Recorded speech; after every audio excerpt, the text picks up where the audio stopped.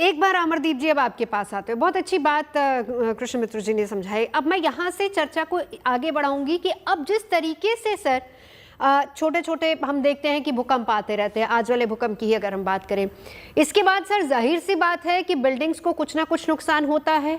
कृष्ण मित्र जी ने बताया कि पड़पड़गंज में ऐसी बहुत सारे बिल्डिंग्स हैं जहाँ पे दरारें आई हुई हैं और उन्होंने कहा कि आप एक बार इसको रेनोवेशन करवा लीजिए। जब भूकंप आता है उसके बाद क्या किसी तरह का सर्वे होना चाहिए या नहीं होना चाहिए, होता है या नहीं होता, और कितनी जरूरत होती है स्पेशली हाई राइज बिल्डिंग्स को और यमुना वाला एरिया को? बिल्कुल, बहुत अच्छा क्वेश्चन आपने पूछा। स्ट्रक्चरल ऑडिट की जरूरत तो मैं कहूंगा कि हर बिल्डिंग को 5 साल में है ही, चाहे वो किसी भी एरिया में बनी हो। दो एस्पेक्ट हैं, एक तो भूकंप से सेफ्टी का और एक ड्यूरेबिलिटी एस्पेक्ट में भी।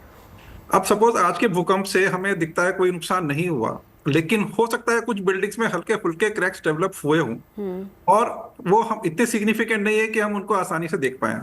एक स्ट्रक्चरल इंजीनियर की नजर अलग होती है और एक नॉर्मल पर्सन की नजर डिफरेंट होती है। जब स्ट्रक्चरल इंजीनियर ऑडिट करता है तो बहुत सारे टेस्ट भी करता है और बहुत उसकी क्रिटिकल नजरों में जहां जहां पे क्रैक्स आ सकते हैं उसकी नजर वहीं जाती है और वो उस हिसाब से बिल्डिंग को देखता है कि कैसे हम इस बिल्डिंग में हम सेफ्टी को रिस्टोर करें अगर कोई सेफ्टी में कमी हुई है। तो अगर हम हर 5 साल में ऑडिट करें, जो कि नेशनल बिल्डिंग कोड भी मैंडेट करता है, भारत की जो कोड संहिता है उसके हिसाब से हर 5 साल के अंदर स्ट्रक्चरल ऑडिट होना चाहिए। और लोग अगर उसको कराएं तो वो ना बिल्डिंग की सेफ्टी अर्थक्वेक में केवल बढ़ा पाएंगे, वो अपनी बिल्डिंग की लाइफ भी बढ़ा पाएंगे। क्योंकि जब क्रैक्स आ जाते हैं तो हवा पानी अंदर जाता है, सरिये में जंग लगता है, कंक्रीट निकल के आ जाता है बाहर और बहुत सारे तरह की समस्याएं होती हैं।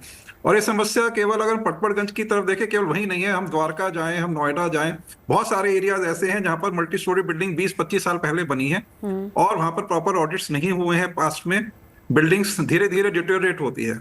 अभी जैसे आपने क्वेश्चन भी पूछा था कि सेफ्टी के सर्टिफिकेशन का क्या सिस्टम है, तो स्ट्रक्चरल इंजीनियर के सर्टिफिकेट तो लगते हैं, लेकिन वो जब डिजाइन हुआ होता है उस समय सर्टिफिकेट लगता है।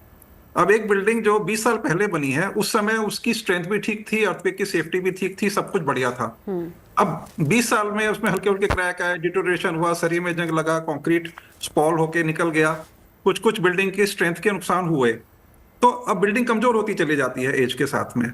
अगर हमने उसको वापस स्ट्रेंथन नहीं किया या वापस ऑडिट के थ्रू जो रिकमेंडेशन है उनको फॉलो नहीं किया, तो बिल्डिंग की जो अर्थक्वेक सेफ्टी है वो कम होती जाएगी और जो सर्टिफिकेशन 20 साल पहले किया है उससे हम कब तक रिलाई करेंगे कि हमारी बिल्डिंग आज भी सेफ रहे। बहुत जरूरी है, इसलिए समय समय पर सर्टिफिकेशन भी लेना और साथ ही साथ ऑडिट भी करवाना। प्रोफेसर